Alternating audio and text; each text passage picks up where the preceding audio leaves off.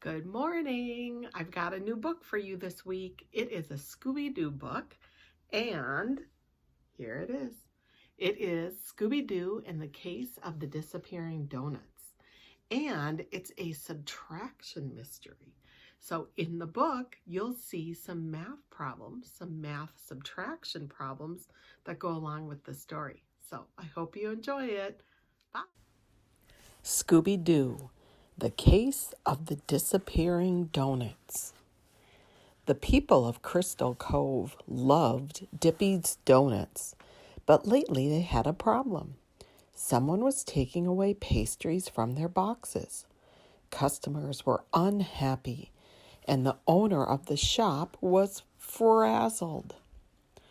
Mary Claire, owner of the shop, was upset.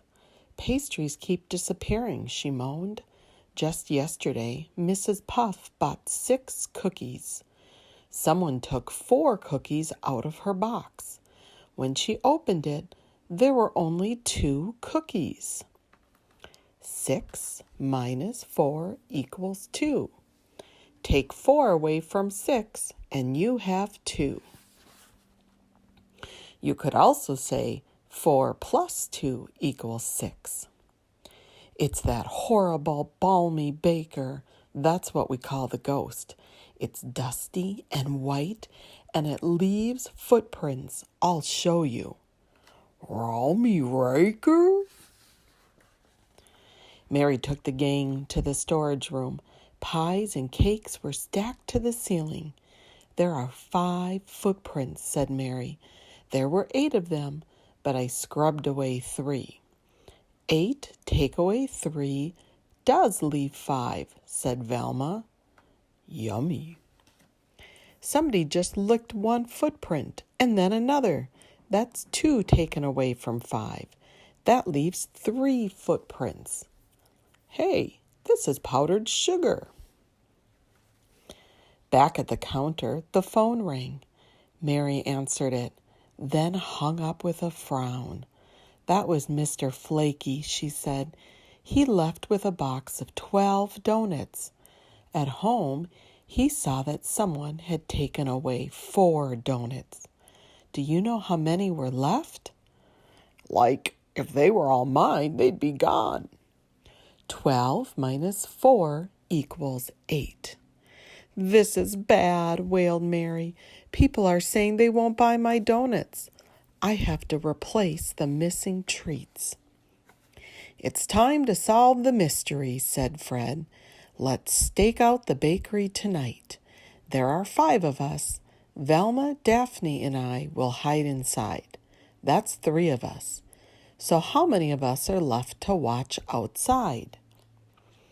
3 plus 2 equals 5. 5 take away 3 equals 2. 2! Scoob and I will stand watch outside, away from the food. Later that night, the gang took their spots. Shaggy and Scooby stood outside. Velma and Mary hid behind the counter. Daphne and Fred headed to the storage room. A large rack of buns crowded the room. There were 100 buns in all, 10 on each tray. Fred dumped a tray of buns into a large bag. 100 minus 10 is 90, he said. And 90 minus 10 is 80. You could just count backward by tens. Sometimes that's easier. Fred removed 4 more trays. 70, 60, 50, 40. Now we have room to hide. Fred and Daphne waited. The door squeaked open. A ghostly shape entered. She headed toward a shelf of pies. Stop! We know you're the balmy baker. We know you're stealing baked goods. The baker jumped in surprise. Then she ran from the room, knocking down pies on her way out. The baker ran for the door. Two ghostly faces floated in the window.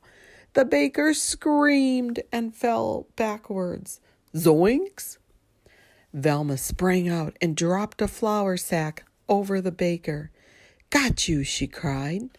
Fred and Daphne tied the bag with a rope. Carolina Cupcake, yelled Mary Claire. She's the owner of Plunkin Pastries. My bakery is the best, growled Carolina. I just need more customers. I would have gotten more if it weren't for you meddling kids and your dog. Subtract one thief, said Mary Claire. And you are left with one hungry dog, said Shaggy. Raw, Scooby Rooby Roo.